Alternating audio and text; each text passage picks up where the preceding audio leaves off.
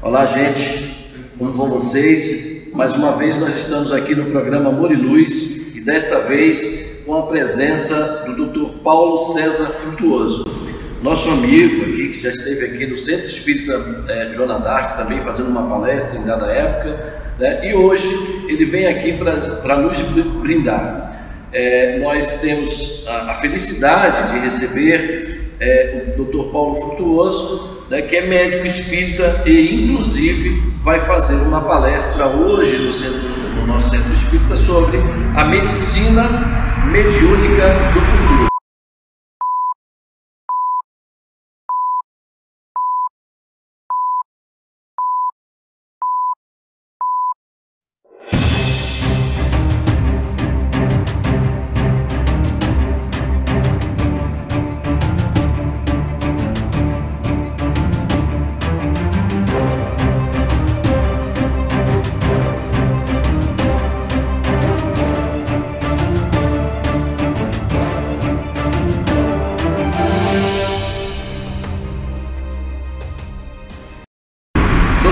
Paulo Frutuoso, seja muito bem-vindo, né? Nós agradecemos a oportunidade de falar com o senhor hoje. E o que o senhor poderia nos dizer, nos brindar sobre medicina mediúnica do futuro?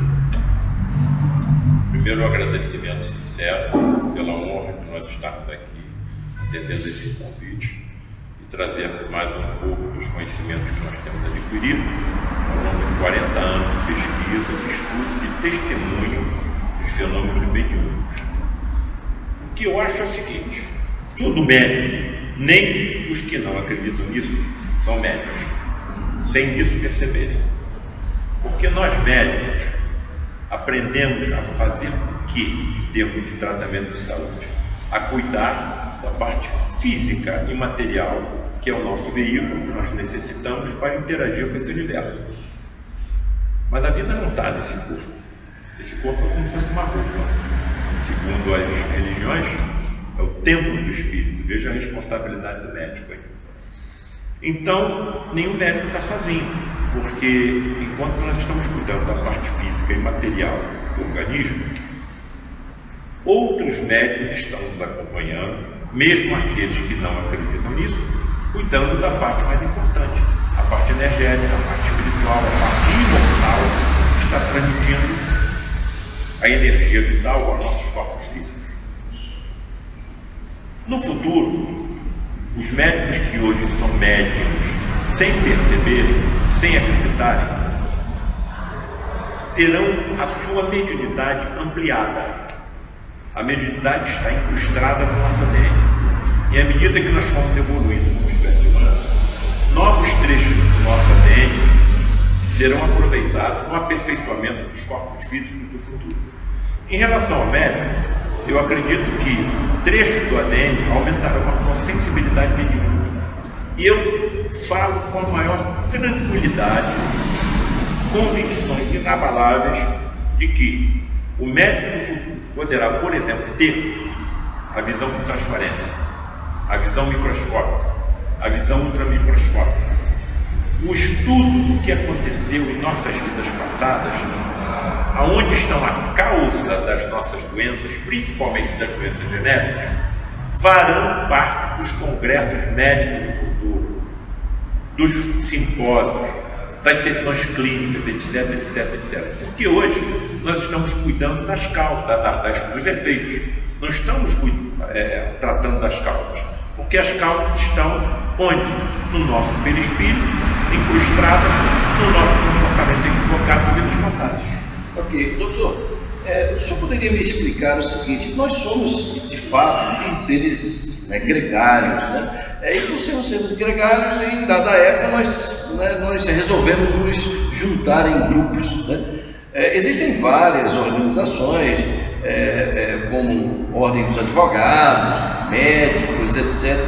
Como o Conselho Federal de Medicina encara essa sua visão no âmbito, né, da espiritualidade, vamos dizer assim, ou do espiritismo, ou da doutrina espírita. Como é que o senhor vê, e o senhor tem noção de como o Conselho vislumbra esse trabalho? Os Conselhos Regionais de Medicina, mais cedo ou mais tarde, terão que se curvar diante dessa verdade. Serão obrigados a se curvar diante dessa verdade. Nós temos nos nossos corpos 7 octilhões de átomos.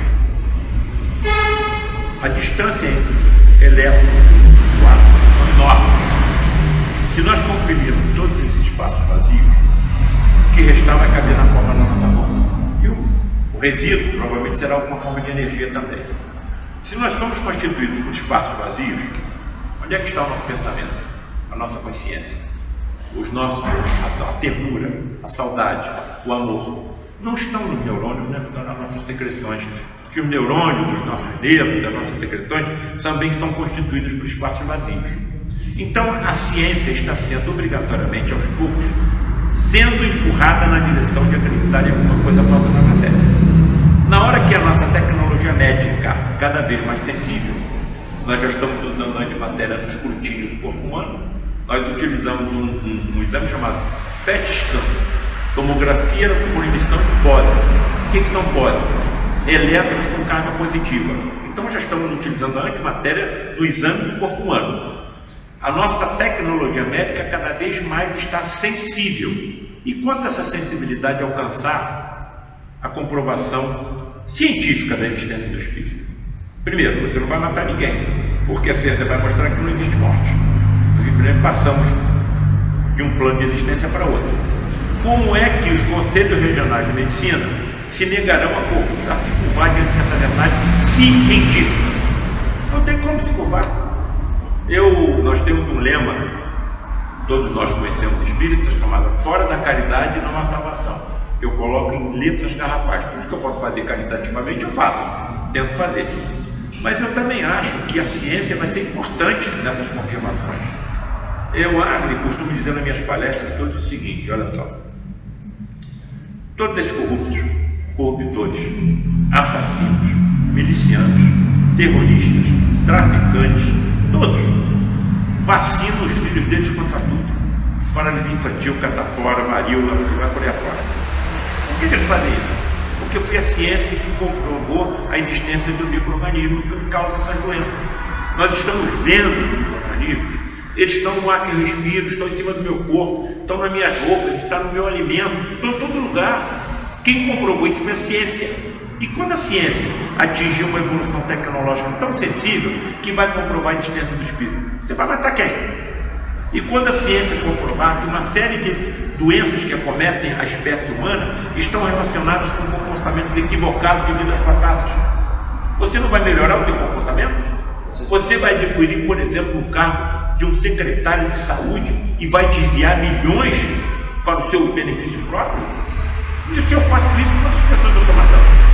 Quantas doenças eu estou causando? Então, eu acredito que a ciência vai ser fundamental na comprovação de todas as evidências trazidas pelas religiões. E a corrente religiosa que aproxima a ciência do conceito religioso é o espiritismo kardecista cristão. Era essa pergunta, inclusive, que eu ia colocar. Na verdade, o espiritismo, o kardecismo se chama, né? Ele tem essa visão de que a ciência e o espiritismo um dia vão estar juntos, é isso? Mas não tem saída. É só que é um tempo. Aonde existir vida no universo, haverá espiritismo. Porque se existe vida nesse universo, ela está sendo transmitida para um organismo físico através de um outro componente energético, vital, espiritual. Então, é uma religião universal. Se nós nos desencarnarmos no planeta Terra e viermos a reencarnar em outro planeta mais evoluído ou menos evoluído, o nosso espírito é que estará reencarnando. Então é uma religião e uma filosofia e uma ciência universal. É só questão de tempo.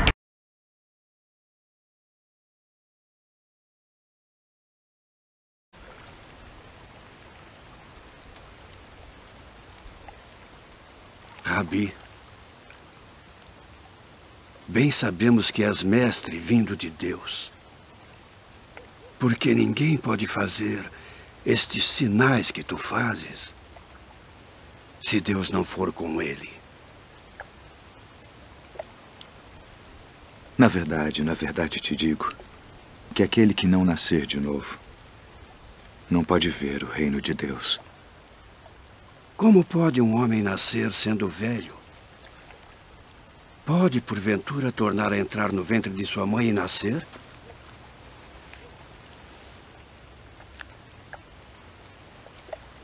Na verdade te digo que aquele que não nascer da água e do Espírito não pode entrar no reino de Deus. O que é nascido da carne é carne. E o que é nascido do Espírito é Espírito. Olha, eu gostaria de transmitir as minhas convicções pessoais a todos que estivessem me vendo, me ouvindo. Eu estava, certa vez, numa reunião em que entrou uma jovem de 33 anos, completamente deformada, numa cadeira de rodas que era empurrada pela mãe. A mãe tranquila, conformada. Muito bem, aquele quadro me chocou um pouco. Estava nesse dia os enfermos do Lar de Frei Luiz, instituição ao qual eu pertenço, sendo atendidos pelo médico alemão Frederic von Stein, super incorporado no médium Gilberto Arruda. Entenda a superincorporação como um processo superior à incorporação. Pode ser chamado de outra forma, encarnação mediúnica.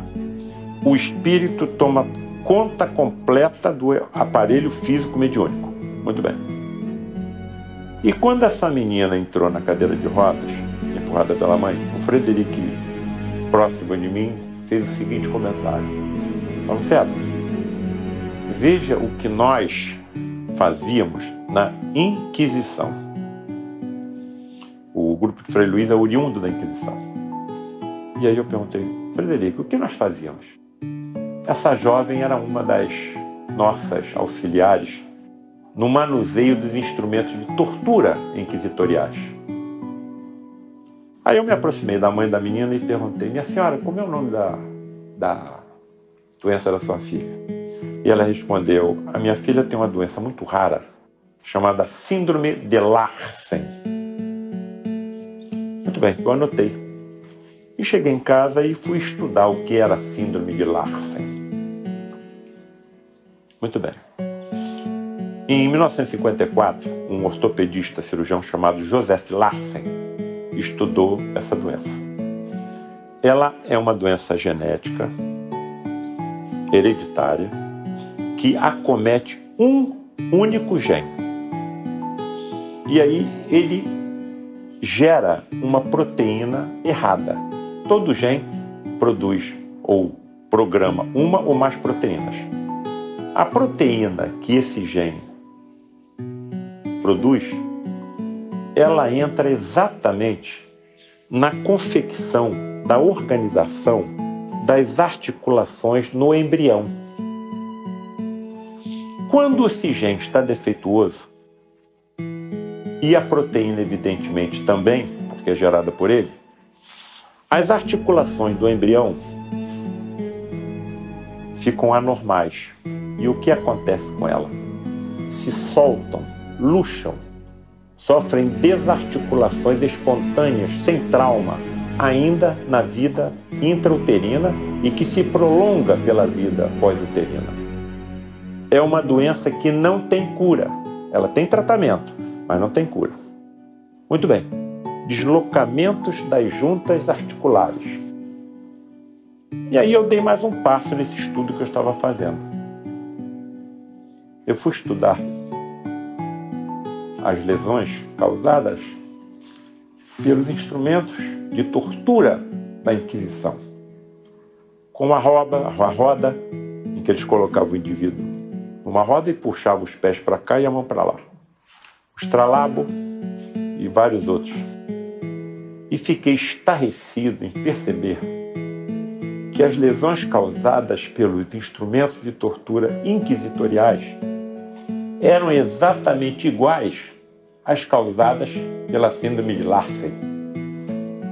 Então, mais uma vez, é um detalhe, em mais de 40 anos, ficou comprovado a mim que aquilo tudo que nós fazemos e que prejudicou o próximo ou prejudicou a natureza do planeta em que você vive, fica gravada no tal perispírito envoltório fluídico do espírito, chamado pelo Sheldrake de campos morfogenéticos.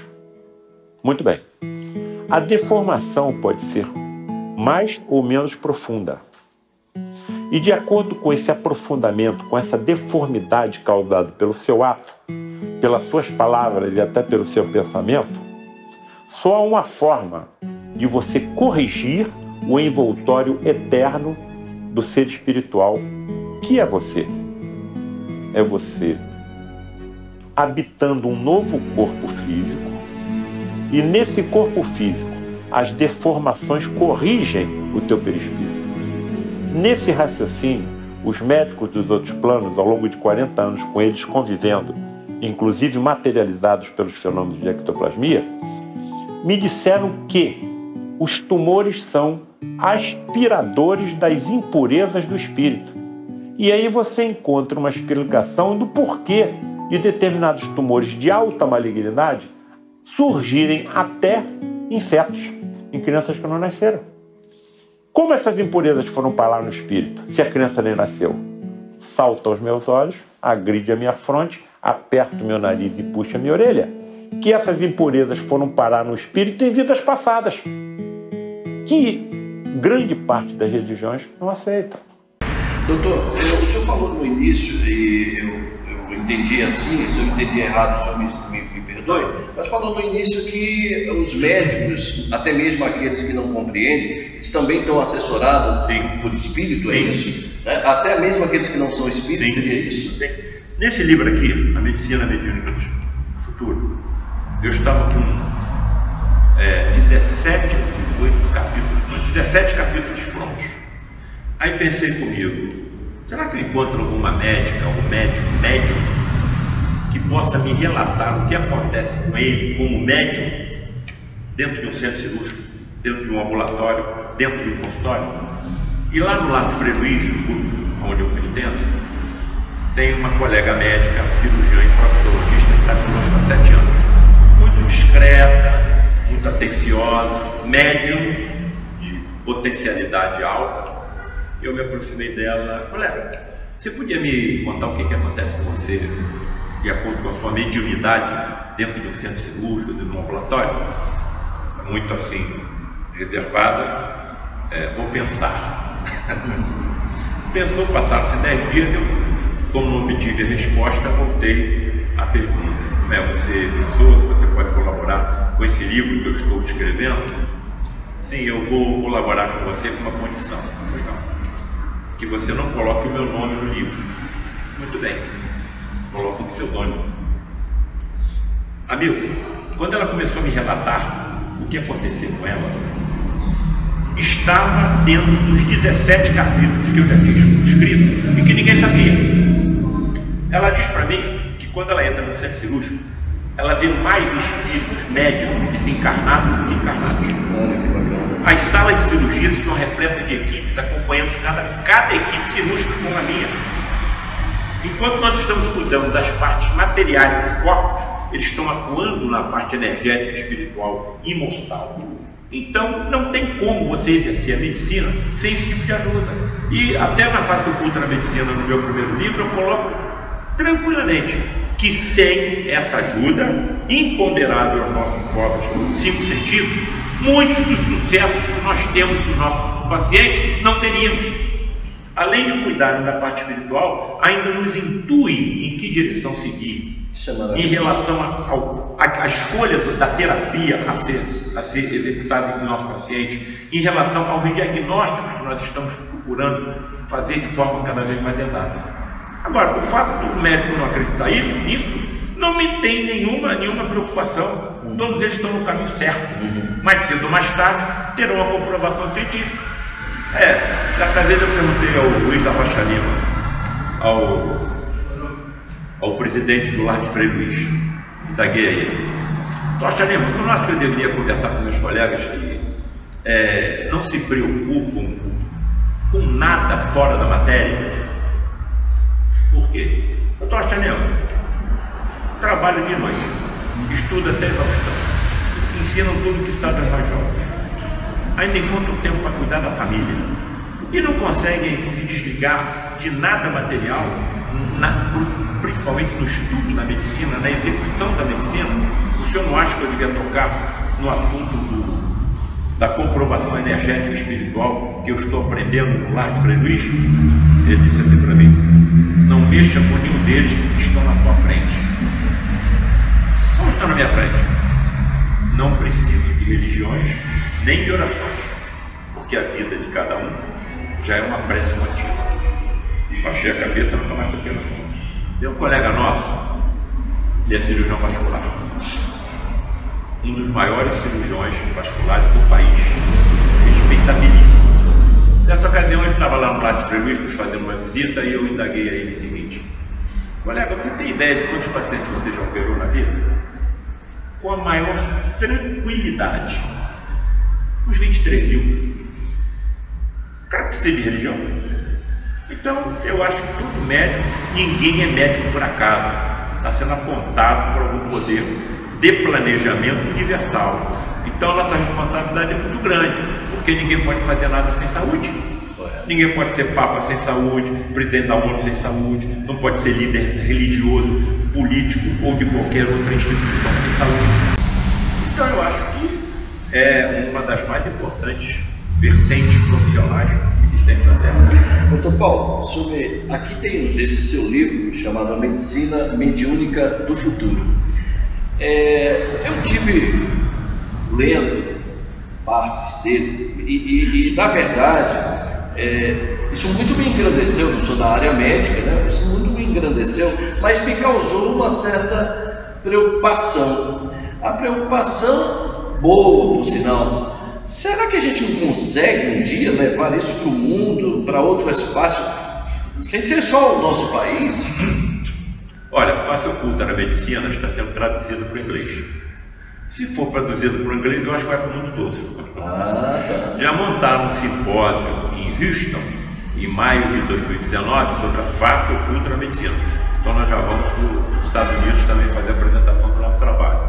Nos últimos 4 anos, nós fomos levados 4 vezes para a Europa para falarmos em faculdade de medicina em Lisboa e também em grupo de espiritualistas em Paris. Então nós percebemos que aos poucos todas essas informações trazidas pelo kardecismo estão se ampliando. E eu fico a pensar no seguinte: você já imaginou quando essas verdades trazidas pelo espiritismo kardecista cristão chegarem aos países islâmicos? Sim. Onde a mulher é considerada um ser interior? Sim. O que acontecerá com esses pioneiros que levaram essa verdade? Serão trucidados, esquartejados, degolados, crucificados, queimados. Mas isso já aconteceu no passado, com os primeiros cristãos. E o cristianismo está aí. Mais cedo ou mais tarde, todas essas verdades comprovadas cientificamente permearão o planeta inteiro. E não ficarão só no nosso planeta, permearão o universo todo. E, evidentemente, os mundos mais evoluídos que nós conhecem tudo isso. Hoje não saberão, no conhecimento científico e tecnológico que tem, que possui, muitíssimo acima do nosso, da existência do espírito, das energias mediúnicas, dos outros planos de existência, que as religiões estão de plano espiritual, plano celestial, plano astral. É o que a ciência, no meu entender, está chamando de universo paralelo.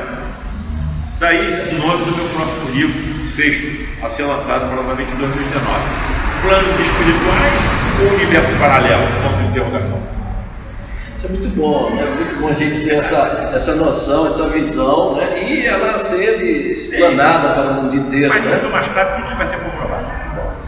Nós estamos encerrando aqui o nosso programa Amor e Luz com essa entrevista maravilhosa que nós tivemos com o Dr. Paulo César Frutuoso, que lançou o livro A Medicina Mediúnica do Futuro e que hoje nos brindará com essa palestra de mesmo título aqui em nossa Casa Espírita, Centro Espírita Joana d'Arc, Amor e Luz, em Miguel Pereira, uma iniciativa da AME Serra Azul, Associação Médica Serra Azul, da qual o presidente é o Dr. Luiz, nosso querido amigo, né, médico, né, que também está aí à frente sucessivamente em várias palestras, em vários seminários aqui. Muito obrigado, doutor Luiz. Doutor Paulo Frutuoso, o senhor poderia deixar as suas considerações finais? As minhas considerações finais poderiam seguir uma série de vertentes. Você já está com 5 livros escritos, e pesquisas, estudos e testemunhos ao longo de 40 anos, eu poderia buscar várias vertentes dessa nossa despedida. Eu escolheria a vertente de todos nós, em determinado momento, passaremos por algum distúrbio da nossa saúde e nós nos entregaremos às mãos dos profissionais da medicina. Orem pelos seus médicos. Orem pelos seus médicos. Nós precisamos muito dessas energias trazidas através da prece e das orações dos nossos pacientes. Eu acho que era a melhor forma de eu me despedir nesse momento tão importante para todos nós. Muito obrigado, doutor Paulo Frutuoso, mais uma vez, a oportunidade que nos deu. Obrigado você, amigo, que assistiu, e um bom dia para todos vocês.